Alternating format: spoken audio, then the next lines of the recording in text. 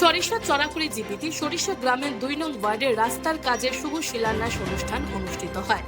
এই শুভ শিলান্যাস অনুষ্ঠানে উপস্থিত ছিলেন রাজ্যসভার প্রাক্তন সাংসদ মিশন রঞ্জন দাস, সঞ্জিত বণিক, সুব্রত ভট্টাচার্য, সুভদ্রা দাস, বাবুলপুরী, মৃণাল কান্তি দাস, বিমান কান্তি রায়, 6 নং ওয়ার্ড সদস্য কাকলিকুড়ি, সমীরণ দাস সহ এই এলাকার এলাকাবাসী।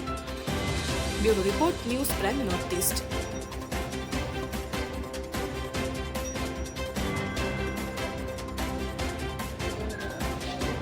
প্রশাসন ডিপি প্রাক্তন সভাপতি বাবুপুরি মহানগরীতে উত্তরে ভ্রমণ করে কার্যকর দ্বারা বন্ধ।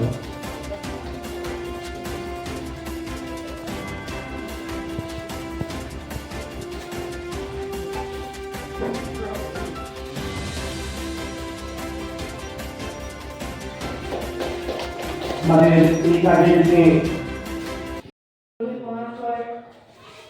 সবাইকে আমার অনুরোধ জ্ঞাপন করছি। আপনারা আমাদেরকে জয় করেছিলেন বলে আজ আমরা আপনাদের পাশে এসে দাঁড়িয়েছি এবং আপনাদের অঙ্গীকারগুলো হচ্ছে যে আপনাদের প্রথমে অসুবিধা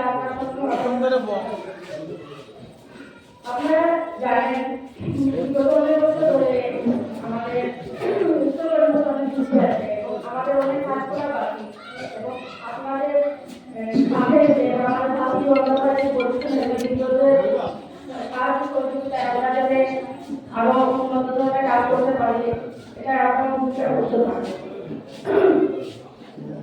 আজকে এই শুভ শিলান্যাস অনুষ্ঠানের যে রাস্তাটা আমরা শিলান্যাস করবো এই রাস্তাকে আমি যতটুকু জানতে পেরেছি 1992 সালে যখন আমার শ্বশুরমশাই প্রেসিডেন্ট ছিলেন তখন তিনি প্রথম এই রাস্তাটি কাজ করেছিলেন। এরপর থেকে এই রাস্তার কোনো কাজ হয়নি। তাই আজ আমি যেহেতু কৃতজ্ঞতা জ্ঞাপন করছি আপনাদের কাছ থেকে এইভাবে বুঝে তৈরি হওয়ার পর আমি আমার শ্বশুরমশাইয়ের অর্ধসমাপ্ত কাজটা আমার হাতে সম্পূর্ণ হবে এটার জন্য আমি অত্যন্ত আনন্দিত এবং আমি আমার অর্থ বছরে এখানে ফান্ড এসেছে পঞ্চায়েত এলাকায় কাজ করার জন্য। আর এই উপলক্ষে সভা সেখানে আমি শুনলাম যে 19 লক্ষ টাকা একটা রাস্তার কাজ হবে। ঠিক আছে না? 19 লক্ষ সিসি ব্লক দিয়ে মানে ব্লক দিয়ে কাজ হবে। বাবা কাজ হবে, এটা কাজ সুন্দর হোক। যারা স্কিম দিয়েছে তাদেরকে ধন্যবাদ জানিয়ে আমাদের জেলা পরিষদের সবাই আমাদের উদ্যোগী এটা হচ্ছে।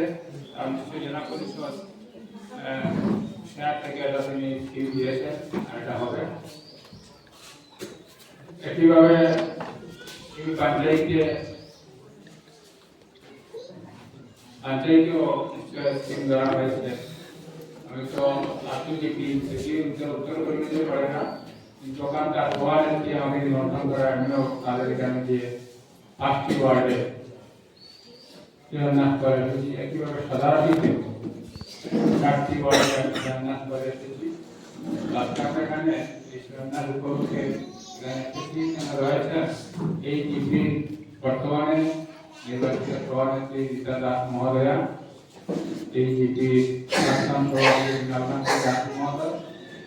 আপনাদের দ্বারাই নির্বাচিত পঞ্চায়েতের সভা 1 বছর পূর্ণ হয়েছে।